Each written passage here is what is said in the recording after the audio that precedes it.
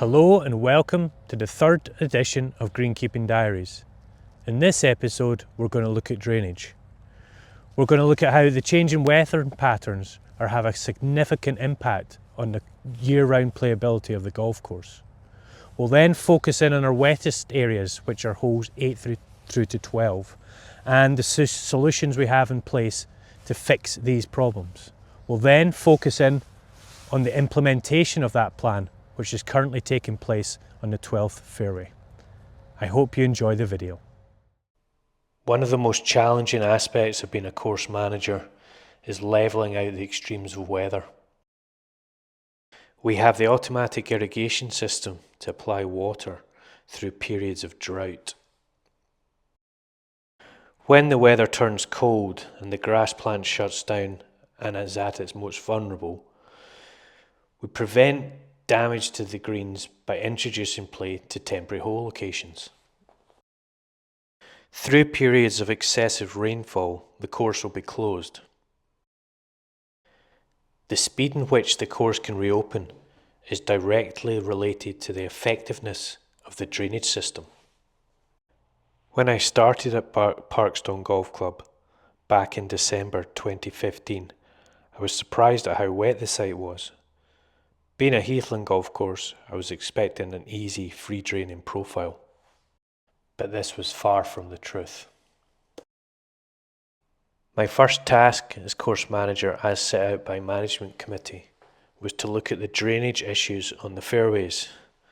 This was paying particular attention to the first carry and the entrance to the 8th fairway.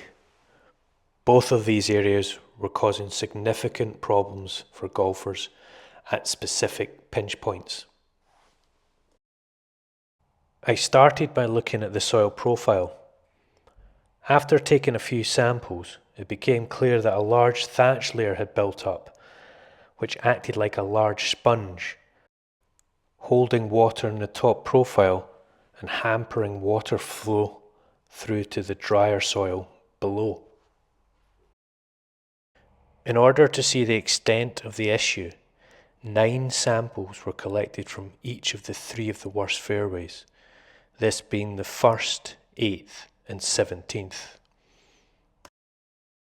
The samples were then sent off to the STRI laboratories, where a loss of ignition test was carried out. The results backed up my first impression, showing an excessive thatch build-up in the top 60 mil of the soil profile. The STRI recommend that the optimal range for fairways should be between 4 and 12% in the top 60 mil. The next step was to formulate a plan to reduce this layer. This involved intensive hollow coring and the implementation of a top dressing program. Sand was to be applied twice a year to 5 hectares of the lowest lying fairway areas. The sand would then be worked into the soil profile, diluting the thatch. The top dressing program has been a resounding success. If we look at the most recent fairway sample results, we can clearly see that the top dressed fairways are all within the recommended target range. However, the non-top dressed areas have not reduced on the same trajectory. The red arrows show the out of range fairways and the green arrows show the in range top dressed fairways. In order to reduce the organic matter percentages into target range, we've just started another round of hollow coring. This is taking place to the non-top dressed areas only. We will continue to core yearly until all fairways fall within target range. As part of the initial plan, drains were to be added to the first fairway. This work took place through the 2026 August maintenance week. Even after a prolonged dry spell, the drainage contractor still encountered significant issues due to a wet and sticky soil structure. The team persevered and successfully laid 2 kilometres of drains. Even after 9 years, the main drain has never stopped running. The first carry was also cored out, removing heavy soils which held moisture and would impede the efficiency of the new drainage system. The soils were replaced with a free draining root zone. The area is now dry, allowing easy, unimpeded access to the golf course.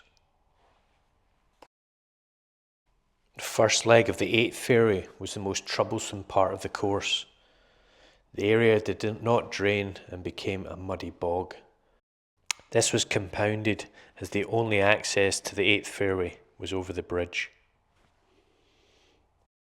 A plan was drawn up, and similar to the first, a series of drains were added to the first section of the 8th fairway. Once the drains had been installed, the pinch point surrounding the bridge was stripped out, cleared, with a couple of 100 tons of free draining sand root zone imported. The area was then turfed. The sand cap and drains now offer a dry passage onto the 8th fairway and beyond. Again, after 9 years, the main outfall runs 24/7, 365 days a year. Fast forward to the present day, and a new set of issues have presented themselves. If we start by looking at our historical rainfall records, we can see that over the last few years, we've recorded some of our highest rainfall totals, with 2 of our wettest ever months occurring in the last 4 years, which seriously impacts the course playability. We keep detailed records of the yearly disruption rainfall has on the golf course. We also record frost and fog days.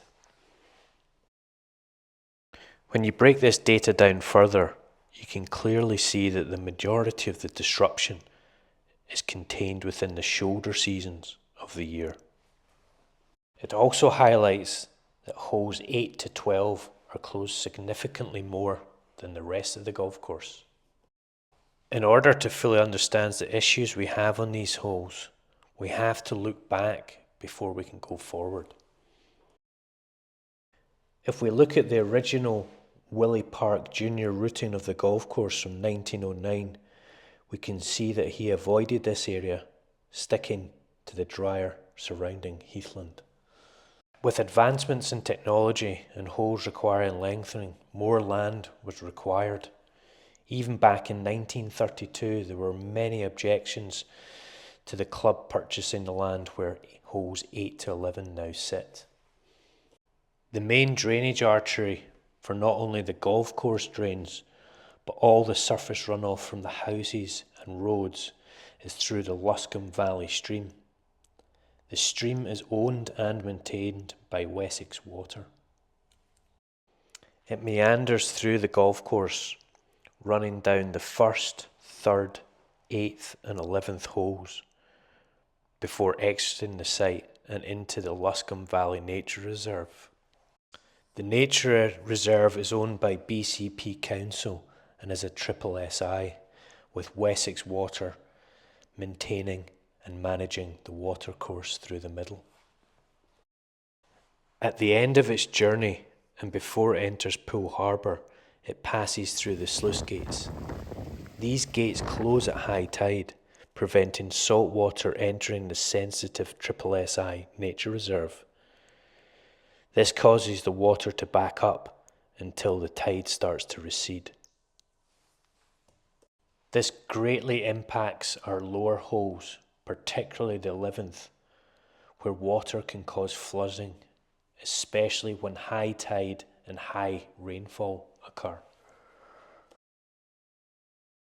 On the second leg of 8, lower section of the 9th, start of the 10th and the 12th fairways, all drainage systems have failed, leading to prolonged waterlogging and turf decline.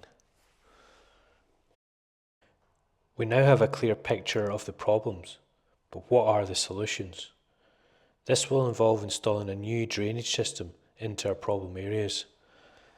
Until recently, we only had one drainage solution available, and this was pipe drainage. Pipe drainage involves cutting a trench around 400 to 600 mil deep. The trench is cut with a 1% grade to allow gravity to pull the water. Drainage pipe is then placed in the bottom of the trench. These are joined together into a central carrier pipe and off into the nearest ditch, stream or pond. The drainage runs are laid out in such a way as to catch the maximum amount of water passing across any given slope.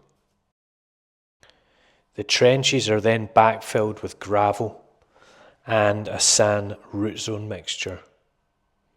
The drain lines are then either seeded or turfed. The newest drainage solution is called Hydrowick or rope drainage. A heat-treated fiberglass element with an internal steel mesh is pulled through the surface of the turf to a depth of 300 mil, while instantaneously being backfilled with kiln-dried sand. The ropes are then drilled into a central carrier pipe and sealed. The rope uses capillary action to draw water from the surrounding area. It tracks down the rope and into the pipe without the need for gravity fall. In order to decide which method to use, I did a deep evaluation of both drainage solutions. It quickly became apparent that rope drainage was going to suit our issues the best, and I will explain why. Due to the installation using wide tractors and machinery, pipe drainage can only be trenched in at a minimum of 4 metres apart, whereas rope drainage can be spaced at 2 metres. Couple this with sandbanding means you get a tight 2 metre grid. The tighter the spacing means the more efficient the drainage will be.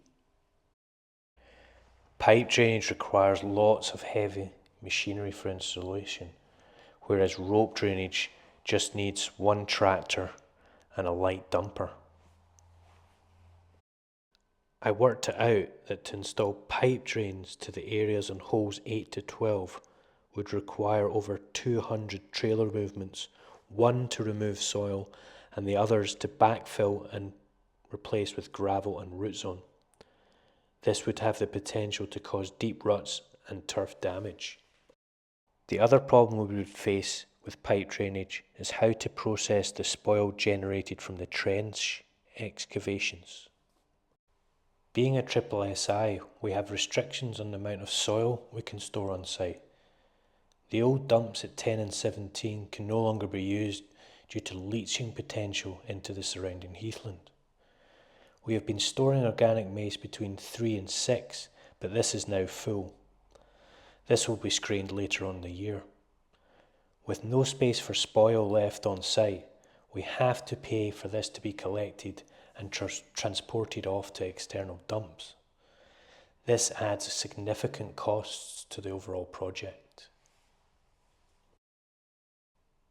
Pipe drainage leaves trenches which are hard to grow in using seed or very labour intensive to turf, whereas rope drainage slits are narrow and heal quickly. Pipe drainage trenches become visible during dry spells, require many extra man hours to keep alive and healthy. Rope drainage is invisible and requires no additional watering. Rope drainage is quick and easy to install, with the contractors comfortably being able to complete 1,500 metres in a single day. Installation of pipe drainage is much slower, with contractors only being able to complete 500 metres in a day. Due to a lighter footprint and less heavy machinery required, rope drainage can be installed in the off-season, whereas pipe drainage is best installed when it's dry and during the middle of the playing season. Finally, When you looked at the cost, rope drainage for our site was offering far better value for money. Although its primary use in the US is fairway and approach drainage, no one in the UK has completed a full fairway installation. The rope drainage has completely transformed our greens performance, but management committee still wanted further investigation before agreeing to back the project.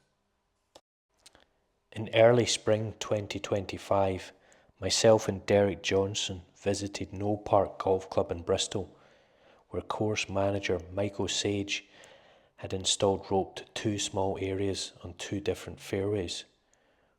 We were both very impressed with what we saw, and coupled with the knowledge of how well it works on our greens, reported our findings back to the rest of the management committee. So after a couple of years in the planning, the green light was given to install rope drainage into the 12th fairway, starting on the 3rd of November 2025.